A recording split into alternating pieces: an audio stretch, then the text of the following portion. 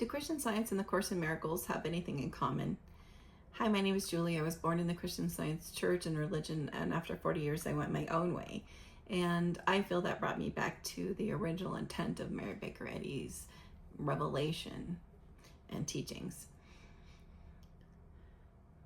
In a nutshell, yes. Yes, they're related. Yes, I believe, in my current understanding, I believe them to be sister teachings, that they were meant to come at the times that they came, and that they are meant to work together. They both can stand on their own, but they both they work together beautifully. There were some terminology issues that, as growing up in the Christian Science church, I had with the Course in Miracles. Like, for instance, the name. Like, in Christian Science, we don't consider anything unusual, like healings and things like that. We don't consider them to be miracles. We consider them to be natural outcomes of the beings who we really are as spiritual beings. So that one, you just have to recognize that the Course in Miracles isn't about supernatural things. It's about that what the world or mortal mind or the ego sees as miracles is really just the truth, what's supposed to be happening. In the Course in Miracles, mortal mind is called the ego. It's mortal mind in Christian Science. It's ego in the Course in Miracles. In Christian Science, anything that's capitalized is used as a designation for the divine or the higher, God, soul, spirit, love, true love as the divine love. So anything capitalized, that's what it means. So the divine mind means God, or the great I am. And some other things, but and Jesus, one of my favorite teachers is David Hoffmeister. He blows me away about everything. His teachings, the teachings on how to unwind from the ego. He does it through modern day movies. He's really, if you go on YouTube, there's tons of stuff. He does the daily lessons, he blows me away. I think if there is a teacher that understands the Course and who is in perfect alignment with Christian Science, that would be David Hoffmeister.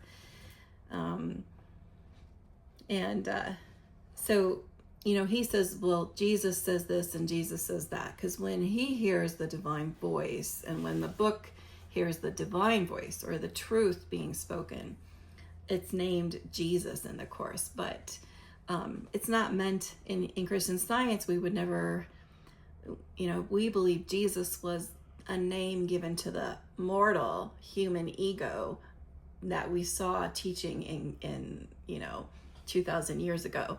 And the Christ was what was the divine self, and so that you just have to get used to when he's talking about, well, I was asking Jesus.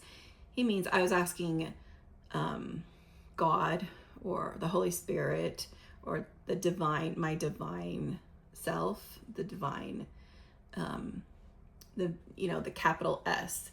And so that's those are just a couple of the things. But the Course in Miracles starts out with, nothing real can be threatened and nothing unreal exists. Herein lies the peace of God. And I'm having a hard time finding it's right in the beginning. Yeah, nothing real can be threatened, nothing unreal exists. That this Course can therefore be summed up very simply this way: nothing real can be threatened, nothing unreal exists. And I love it. It starts out, this is a Course in Miracles. Of course, I've already explained.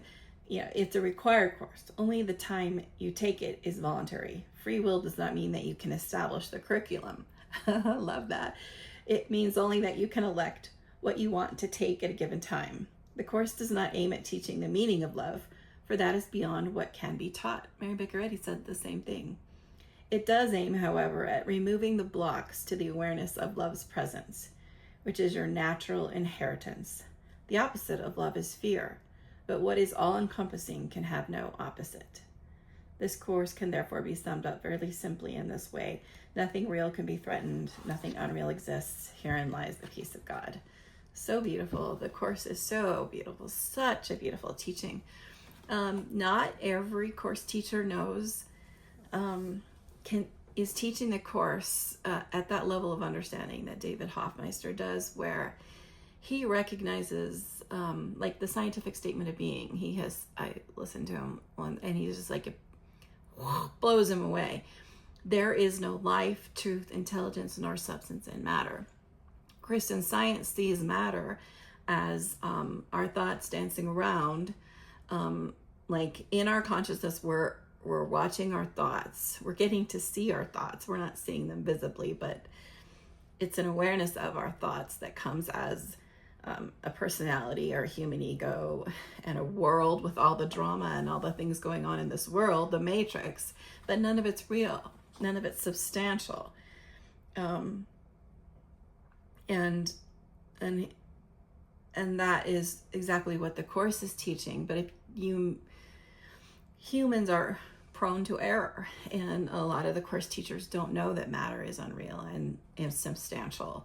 So I would just say, find out if, be aware that they don't all know that. And so that means they don't have the highest understanding of the Course. I got introduced to the Course from reading The Disappearance of the Universe by Gary Renard.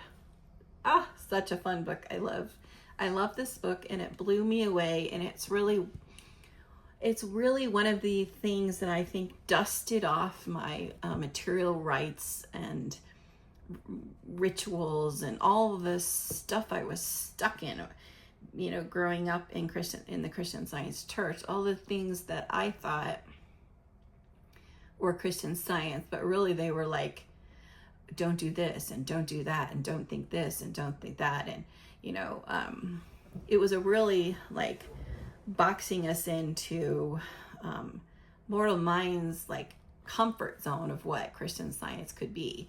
As long as Christian Science stays in this world of like premarital sex bad, taking medicine bad, drinking alcohol bad,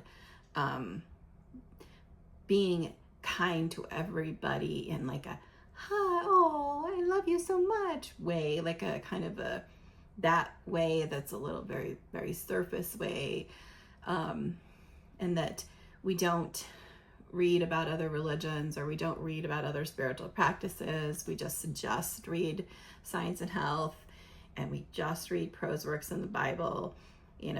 That's it. And we go to church every Sunday, and we read our lesson every day. And in my day it was we marked our books every Sunday.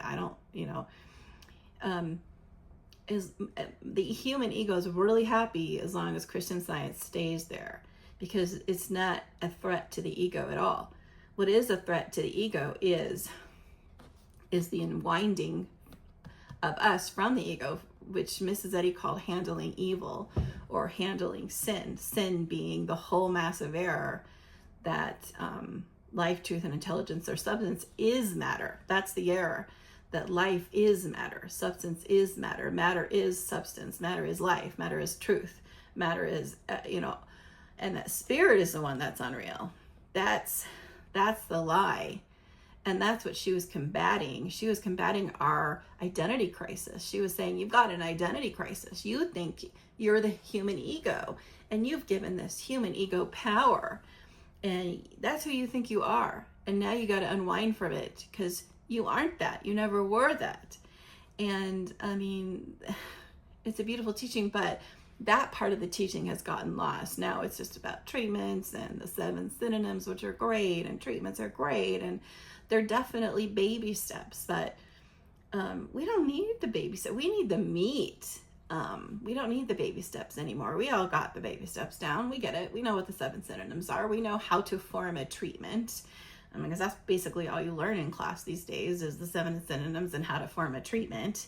Now it's time to take off from that basis and graduate and get the higher, the meat, the, and the course really, this book helped me make that bridge, like take that leap and go, okay, I'm starting to get the feeling that I'm way too cut off from allowing God to, show me that there is much, much more than going on, and that I needed to wake up, and I needed a jolt, and I needed this book, and it was so much fun. And my husband grew up in, Christian.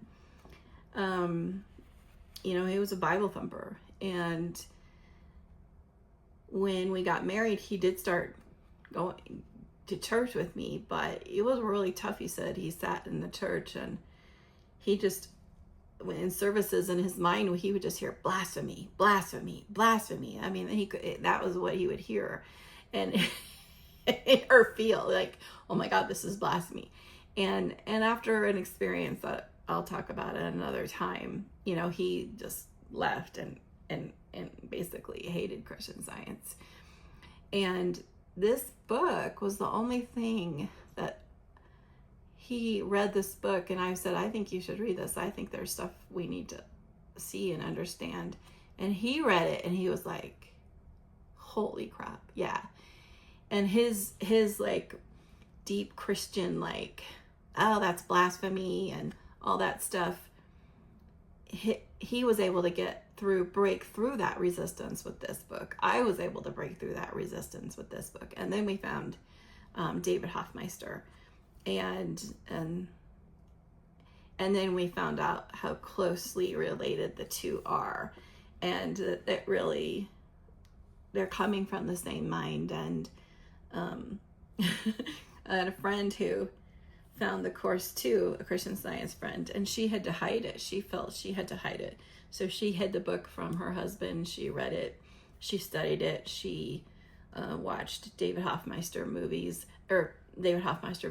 on YouTube. And for a year, my husband and I watched his movies every Saturday. It was movie Saturday. And we the whole Saturday basically would be spent with him and his students and people from all over the world watching an online movie together, where he'd have commentary, because the movie would be bringing up places of resistance, places where the ego has taken,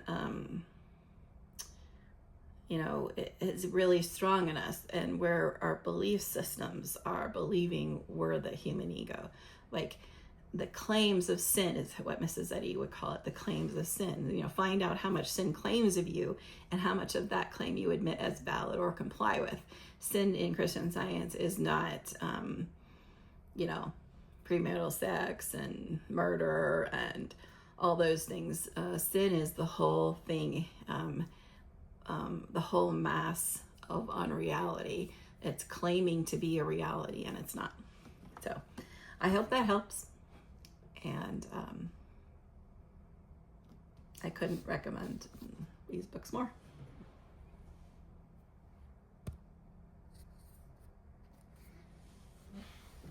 Stop recording.